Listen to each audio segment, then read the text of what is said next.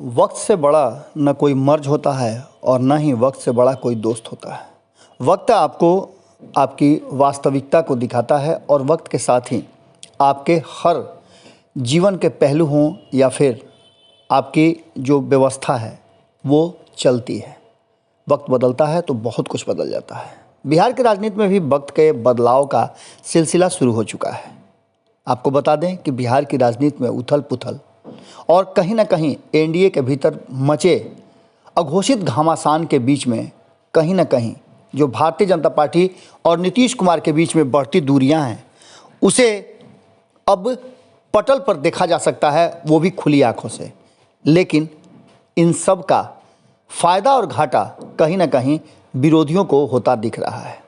भोरे भोर में आपका बहुत बहुत स्वागत करते हैं, अभिनंदन करते हैं और आज के इस विशेष चर्चा में आपको हम शामिल करने की इच्छा रखते हैं। आप अपने विचार हमें ज़रूर लिखिए क्योंकि आपके विचार बहुत ज़रूरी हैं।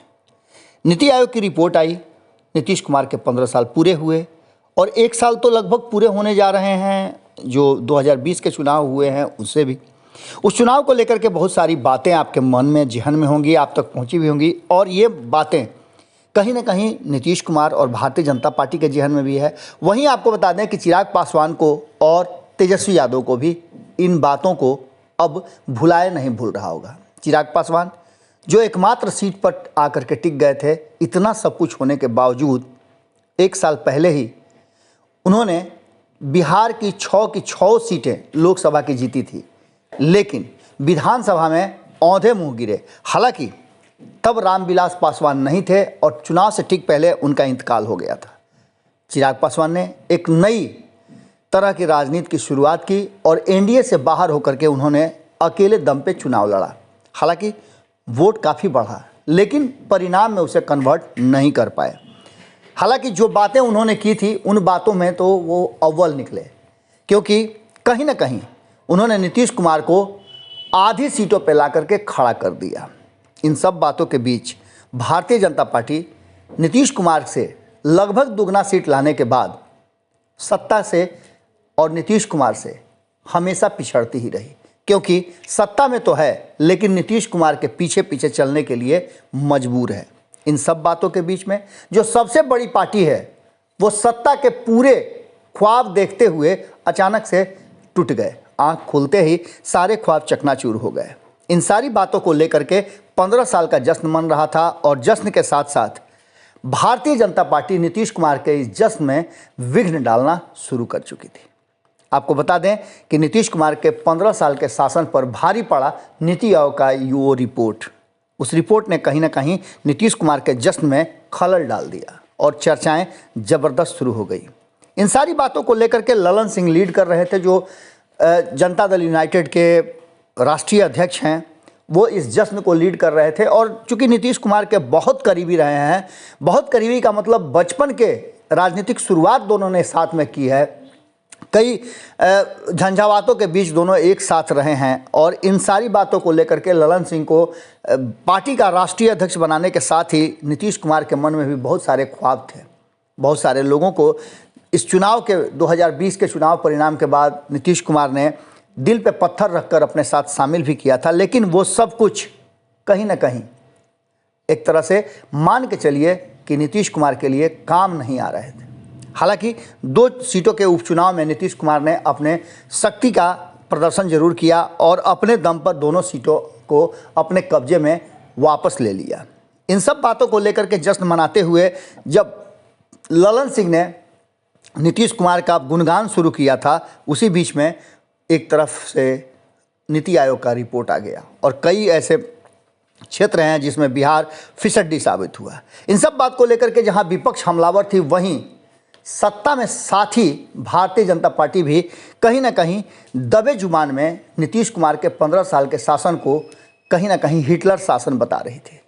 भारतीय जनता पार्टी के भीतर ही भीतर लोगों का कहना यह है कि नीतीश कुमार ने कभी खुलकर भारतीय जनता पार्टी या अपने सहयोगियों के जो मंत्रालय हैं उसमें काम करने नहीं दिया और न ही केंद्र सरकार की नीतियों को अक्षरशः लागू करने का कोई ऐसा प्रयास किया। हमेशा उसके विरोध में ही खड़े रहे। जदयू के राष्ट्रीय अध्यक्ष ललन सिंह ने कहा है कि बिहार के विभाजन के बाद बिहार में बच क्या गया था जिसको लेकर के इतनी हाय तौबा मची हुई है। वो तो नीतीश कुमार हैं जिन्होंने बिहार को इस जगह पे ला के खड़ा कर दिया है, वरना जो हमें विरासत मिली थी उसमें बालू आलू और लालू के सिवाय क्या था। लालू को तो हमने ख़त्म कर दिया, आलू और बालू ज़रूरत है। हालांकि बालू का खेल आप समझ ही रहे हैं, बालू में तो जो कुछ भी हो रहा है, करोड़ों की संपत्ति घर से निकल रही है, अवैध इसमें कारोबार चल रहे हैं, ये सब आपसे छूटे नहीं होंगे। इसके साथ ही ललन सिंह ने स्पष्ट तरीके से, यानी कि वो एक तरह से नीति आयोग के रिपोर्ट को स्वीकार भी करते हैं और दूसरी तरफ से नीति आयोग के रिपोर्ट को जदयू के लोग झुठलाते भी हैं। इन सारी बातों को लेकर के अब ललन सिंह का ये कहना है कि खजाने लूट चुके थे, व्यवसाय चौपट हो चुका था, भौगोलिक स्थिति के कारण हर वर्ष आपदाओं का कहर भी है। ऐसे में गुजरात, महाराष्ट्र, कर्नाटक, केरल व गोवा जैसे राज्यों से हमारी तुलना कहीं ना कहीं नीति आयोग करके हमारे साथ नाइंसाफ़ी कर रहा है। इन सारी बातों को लेकर के ललन सिंह ने अपनी बात तो रख दी, लेकिन जिस तरह से जगदानंद सिंह ने ये सारी बातें कही और 16 साल के शासन के बाद अगर आप उन्हीं बातों का रोना रोते हैं तो या तो आपको सत्ता से अपने आप को अलग कर लेना चाहिए या फिर सत्ता का हस्तांतरण कर देना चाहिए। कुछ समय नीतीश कुमार को जिस तरह से उन्होंने 2014 में बड़ी हार के बाद अपने जो मुख्यमंत्री का दायित्व है वो जीतन राम मांझी को दे दिया था, उसी तरह से भारतीय जनता पार्टी तो चाह ही रही है, उसकी इच्छा भी है कि नीतीश कुमार उसके हाथ में सत्ता का हस्तांतरण कर दें जिससे कि वो बिहार का विकास कर सके। इन सारी बातों को लेकर के ललन सिंह की बातों में कहीं ना कहीं जो सामने चीज़ें नज़र आ रही हैं वो स्पष्ट कर रहा है। बात यहीं तक नहीं है, बात है कि धीरे धीरे नीतीश कुमार पर प्रभावी तरीके से तेजस्वी यादव अपना आधिपत्य जमाने में कामयाब होते नजर आ रहे हैं। लगातार कई ऐसे मुद्दे हैं जिन मुद्दों पर तेजस्वी यादव नीतीश कुमार को घेर रहे हैं। हालांकि सत्ता और विपक्ष का जो संबंध है वो एक दूसरे के साथ सहयोग का भी है और विरोध का भी है। इन सारी बातों को लेकर के एक बार फिर से रास्ता बदलता नजर आ रहा है। वहीं अगर बात करें तो जिन जिन लोगों को नीतीश कुमार ने बेदखल करने का बिहार की राजनीति से प्लान किया था वो सारे लोग अब एक्टिव हो गए। चिराग पासवान भी जब स्थापना दिवस कल मना रहे थे तो देखने को मिला कि उन्होंने अपने जो आशीर्वाद यात्रा किया था उसका पूरी तरह से उनको फ़ायदा मिला। और जहां लोजपा के स्थापना दिवस के अवसर पर उन्होंने हुजूम जुटाया, भारी भीड़ जुटी, उसको देख करके इतना तो ज़रूर है कि भारतीय जनता पार्टी को अपनी गलती का एहसास ज़रूर हो रहा होगा। चिराग पासवान को छोड़ करके जहां भारतीय जनता पार्टी खाली खाली महसूस कर रही है, वहीं चिराग पासवान ने ये बातें कह के कि वो बहुत जल्दी गठबंधन करने जा रहे हैं, अगर ये सही है और लालू प्रसाद ठीक कह रहे हैं कि चिराग पासवान और तेजस्वी यादव साथ आ सकते हैं, तो ऐसी स्थिति में नीतीश कुमार के लिए तो क्या होगा वो अलग बात है, लेकिन भारतीय जनता पार्टी के लिए ये सबसे बड़ा ब्रेक पॉइंट होगा और यहाँ से भारतीय जनता पार्टी को कहीं ना कहीं परेशानियों का सामना करना पड़ सकता है। ये दोनों ही युवा वोट बैंक के मामले में अपने क्षेत्र और जिस पर उनका वर्चस्व है उसके लिए पूरी तरह से तैयारी कर रहे हैं। एक तरफ नीतीश कुमार की शराबबंदी, दूसरी तरफ पिछड़ता हुआ बिहार और तीसरी तरफ नीतीश कुमार का सत्ता को नहीं छोड़ने का जो जिद है, उससे बिहार किस स्थिति में, किस स्टेज में आकर के खड़ा हुआ है।